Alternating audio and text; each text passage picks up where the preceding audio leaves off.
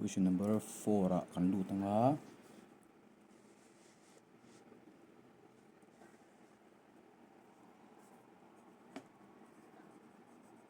Question number 4. Anthony can do a piece of work in 4 hours. Sati Anthony chuan darkar le chugin an hanei kha thok so thei. Chuan Anthony's 1 hour work an ti bele me doni Anthony's 1 hour walk to 1/4 le me chuan Bentley and Caleb can do it in 3 hours ati Bentley and Caleb trang dun chuan ati Bentley plus Caleb's 1 hour work development on an pati trang dun chuan darkar thu man zo theya 1/3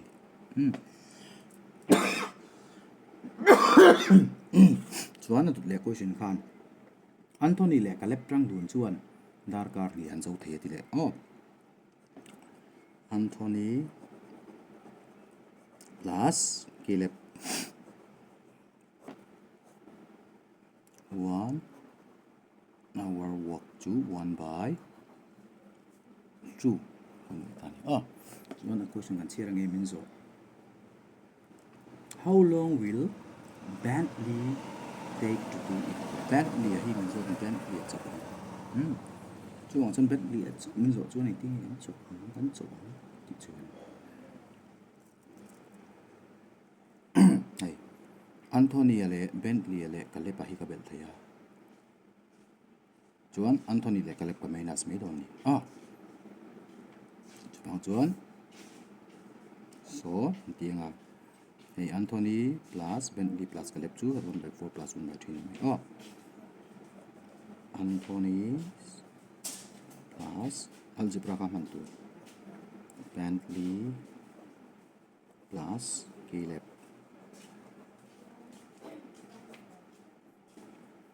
1 day work two này Anthony ama chu ni chu 1/4 plus Caleb chu 1/3 Caleb le Bentley chu 1/3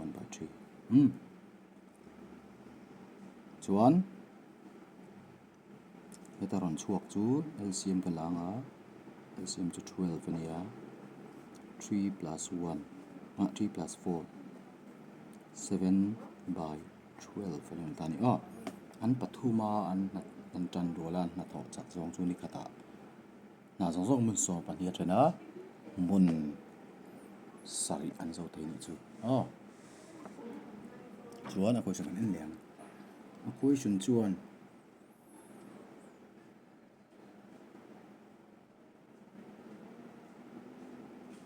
Bentley mun da da ni hemi tang hi kan en don hemi system atang hi now kan tianga algebra Anthony le Caleb pa tho chak zong chu pathum na kan nei ka Anthony plus Caleb 1/2 chuan Anthony le Caleb aya 1/2 ka da chun Bentley a chun thei chuan tiang kan tiang Bentley plus Anthony le Caleb ka ngi kan da thei ka 1/2 da thei 1/2 is equal to 7/12 chuan Bentley is 1 day work dinani yo hemi question kan mang chuan hi le lama chun minus me to ni which implies Bentley le thotala equal to 7/12 minus 1/2 kan ti le thei tani chuan LCM kan la lenga LCM chu 12 ani le phota 7 minus 2 in 6 ania 6 minus 6 chuan hei hian ange entier kan ti chuan Bentley 1 hour work Bentley's lai ja ka kan 1 day work ka kan cho chu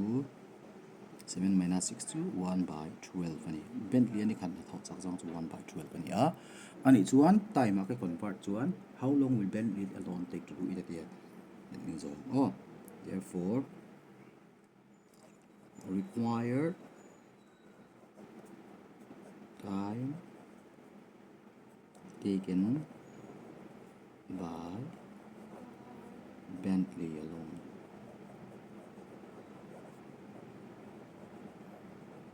Equal to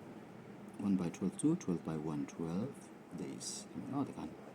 Some to miss on pati chungin Bentley chuan. Days in the win. Tinga day ka is effect hours dito. Dar car min penana na days kan lo chuk un tol to ka 12 hours. Dar car song pati chungin as over thei don ni Bentley chuan. Kaka question number 4 ni question number 5 alu le halo lo ang question number 5 chuan A can do a piece of work in the same time in which B and C together can do it. Put in half up in the chu nge ti A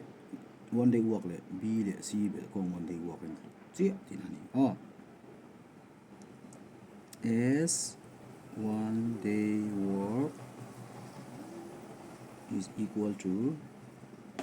B plus C's one day work aram titani. Chumi zia chu hei chu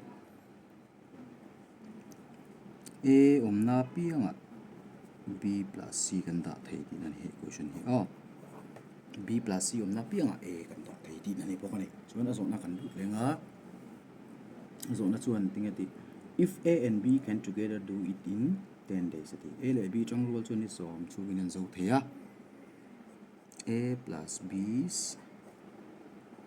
one day work kan hang le ni A plus B one day work to 10 days an so thei chuan 1 by 10 ti na ni tani A le B bel chu 1 by 10 chuan a tut le and C alone C chu ama chaw tho chuan and C alone ati 50 days a zo thei ti na ni chuan chuan a zo na hi nge in how many days can B alone do it B chaw I du tani chuan hela equation hi kan mang pon don tan hei le hei deu kan en chuan B hi da pai mo bera AI a hian B plus C ka da thei tani AI a B plus C ka da dona B chaw ka du wang han kan concentrate don ni chuan C one day work po question min pe chu 1 by 50 ni me CI a 1 by 50 ka thlak chuan B chi bang to chuan hi that is ka tiang AI a B plus C ka don B plus C plus B lam to don hei AI a B plus C ram to plus B kan algebra ka siam anga one day work ti le kon me bracket lo siam to right hand side chu na ngai reng 1 by 10 chuan hei uluk to kan chuan which implies B le B bel chu 2B ania plus C kha question kan en chuan C chu 50 days ni chuan a work one day work chu 1 by 50 1 by 50 C lu pui kha equal to 1 by 10 te kha hei B chi bang to kan jan tu ra kha which implies hei le kan jan pe nga 2B is equal to 1 by 10 minus 1 by 50 le panga which implies 2B is equal to LCM kalanga 50 ni 5 minus 1 to 4 by 50 lo chok ta chuan tu le 4 by 50 ani chuan du le cancel theya 4 hian 2 ve bin cancel theya 2 2 are 4 2 25 2 by 25 lo nia 2 hi le lama phei chuan 2 hi le lama kan phei chuan hei 2 by 1 ania le lama phei chuan 1 by 2 lo ni chuan tingan kan lenga B is equal to B is sorry 1 day work to thu inject tong equal to 2 by 25 B bula 2 ka phei chuan 2 by 1 ti na nia 1 by 2 ti na lo ni ta ni no son na le 2B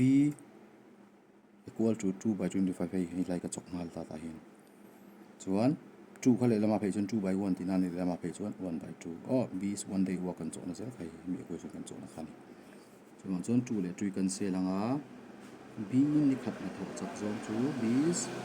1 day work to 1 by 25 alone ta a chuan equation khan in how many days can be alone to it time nun so tani work kan to a therefore can b trong kam kan thak nge alone can do it in 1 by 25 in zong so 25 days sam hi pa ka chugin b chau khan thok se chu a thok zo vek do da ni an sam pa chu question number 5 ani